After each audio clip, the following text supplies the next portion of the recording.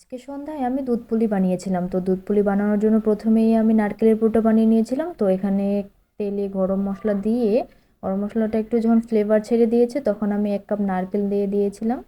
নারকেলটাকে একটু ভেজে নিয়ে এর মধ্যে খেজুরের গুড় দিয়ে দিয়েছিলাম। খেজুরের গুড়টা দেওয়ার পর নারকেলের সঙ্গে খুব ভালো করে মিশিয়ে তারপরে এটা ঢাকনা দিয়ে ঢেকে দিয়েছিলাম।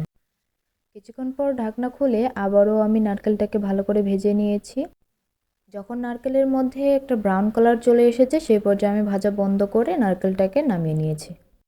এরপরে আমি দুধটাকে বসিয়ে দিয়েছিলাম। তো দুধটা যতক্ষণে বলক আসে তার ফাঁকে আমি পিঠার ডোটা বানিয়ে নিয়েছিলাম।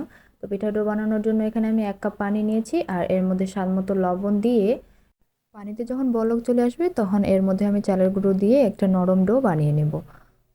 তো ডোটা রেডি হয়ে গিয়েছে, ততক্ষণে এদিকে দুধটাও জাল করা হয়ে গিয়েছে। দুধটাকে আরও ঘন করার জন্য একটু গুঁড়ো দুধ মিশিয়ে নিয়েছি। এরপরে 3 টেবিল চামচ খেজুরের গুড়, সামান্য একটু পানি দিয়ে জাল করে নিয়েছি। গুড়টা যখন গলে গেছে তখন আমি এটা দুধের সঙ্গে মিক্স করে নিয়েছি।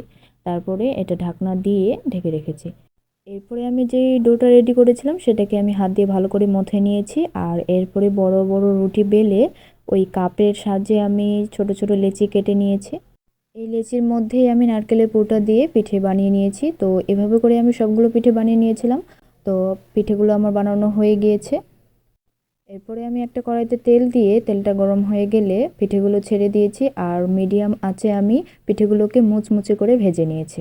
এগুলো গরম থাকা অবস্থাতেই আমি দুধের মধ্যে ছেড়ে দিয়েছিলাম আর দুধটাও একটু করে গরম ছিল। তো এভাবে করে সবগুলো পিঠে আমি ভেজে নিয়ে দুধের মধ্যে ছেড়ে দিয়েছি আর ঢাকনা দিয়ে এটা 2 ঘন্টার মতো রেস্টে রেখে দিয়েছি। তো এই তো 2 ঘন্টা পর ঢাকনা খুলেছি, পিঠাগুলো অনেকটাই দুধ শুক করে নিয়েছে আর এগুলো খেতে অনেক মজা হয়েছিল আর অনেকটা নরম হয়েছিল। তো আজকে এই পর্যন্তই, দেখা হচ্ছে কোনো নেক্সট ভিডিওতে। আল্লাহ হাফেজ।